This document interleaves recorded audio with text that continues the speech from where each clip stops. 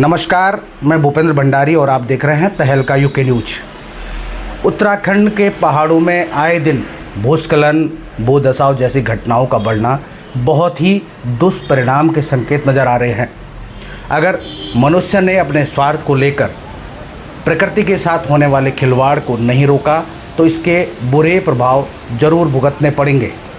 गढ़वाल केंद्रीय विश्वविद्यालय के प्रसिद्ध भूवैज्ञानिक डॉक्टर MPS बिष्ट ने बताया कि लगातार अलकनंदा और मंदाकिनी नदियों की तलहटी क्षेत्रों में भूदसाव, भूस्खलन जैसी घटनाएं बढ़ती जा रही हैं। इसके लिए मनुष्य खुद जिम्मेदार है, क्योंकि मनुष्य ने प्रकृति के साथ चलना छोड़ दिया है। गढ़वाल केंद्रीय विश्वविद्यालय के प्रसिद्ध भूवैज्ञानिक डॉक्टर MPS बिष्ट क्या कहते हैं, आप भी सुनिए। आपने जो कहा कि आप श्रीनगर और रुद्रप्रयाग के बीच में, यस, श्रीनगर और रुद्रप्रयाग बहुत ही सेंसिटिव हो चुका है। बल्कि रुद्रप्रयाग क्या, पूरी अलकनंदा घाटी, अगर हम ऋषिकेश से ऊपर चलते हैं तो दो कारणों से। एक तो यहाँ की जो संरचना है, भूगर्भीय संरचना है, वो बड़े हाईली फ्रैक्चर्ड फोल्डर जिसको हम कहते हैं, कुछ दरार युक्त, भ्रंश युक्त। उसके ऊपर से हम लोगों का जो ये सतत विकास की चलने वाली प्रक्रिया है, रोडों का कटान, भवनों का निर्माण, सरकारी आवास भवनों का निर्माण, सुरंगों का बनना, इस तरह की जो समय समय पे हम लोग अपने मानव जनित कृत्य इसमें करते हैं, निश्चित तौर पे कहीं ना कहीं ये हमारी इस धरती को, इसकी जो ऊर्जा है इसको डिस्टर्ब करती है। जो आज तक इसको रोकथाम में किए हुई थी, वो अब इसमें हलचल पैदा कर रही है।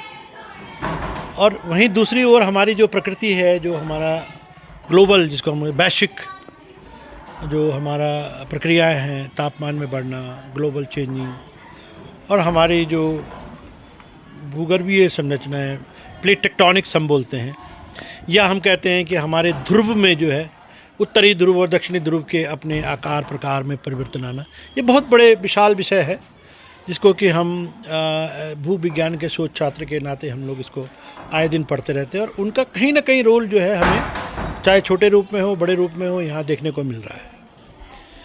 अब बात आती है कि इन प्राकृतिक प्रक्रियाओं से हम अपने आप को कैसे बचाएं। निश्चित तौर पे हमें खुद को ही इनसे बचाना होगा। मैं कई बार कह चुका हूँ कि प्रकृति जो है आपके इशारे पे नहीं चलती है, आपको प्रकृति के इशारे पे चलना पड़ेगा। अगर वो कहती है कि यहाँ नहीं रहना तो फिर यहाँ नहीं रहना। लेकिन अनफॉर्चुनेटली हम क्या कर रहे हैं, मनुष्य का जो नेचर है वो प्रकृति के खिलाफ जा रहा है। जहाँ उसको रहना चाहिए वहाँ वो रह नहीं रहा है। उसकी कुछ मजबूरियाँ भी हैं, लेकिन कुछ उसके जो है जिद भी है। और इस जिद और इस मजबूरी के चलते वो आज जो है इसका कोपभाजक बन रहा है।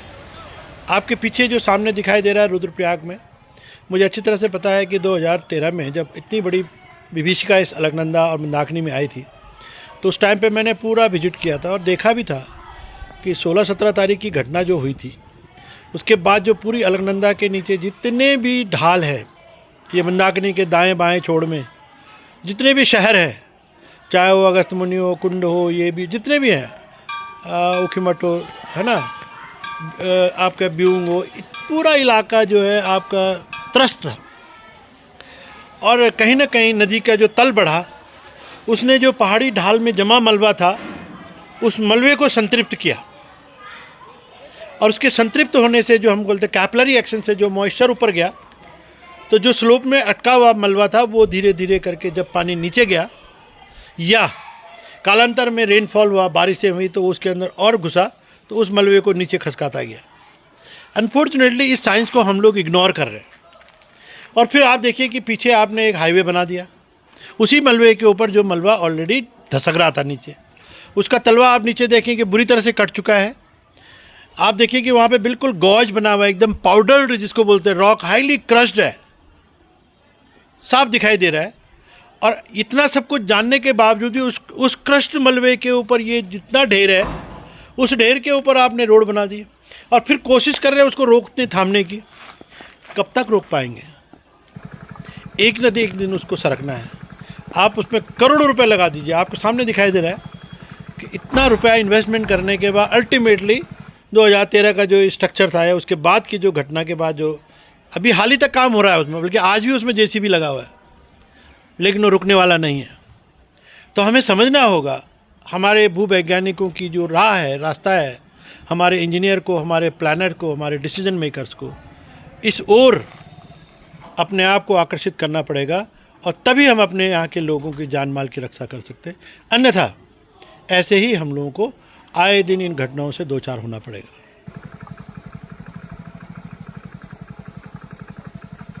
आपने भूवैज्ञानिक डॉक्टर बिष्ट जी को सुना।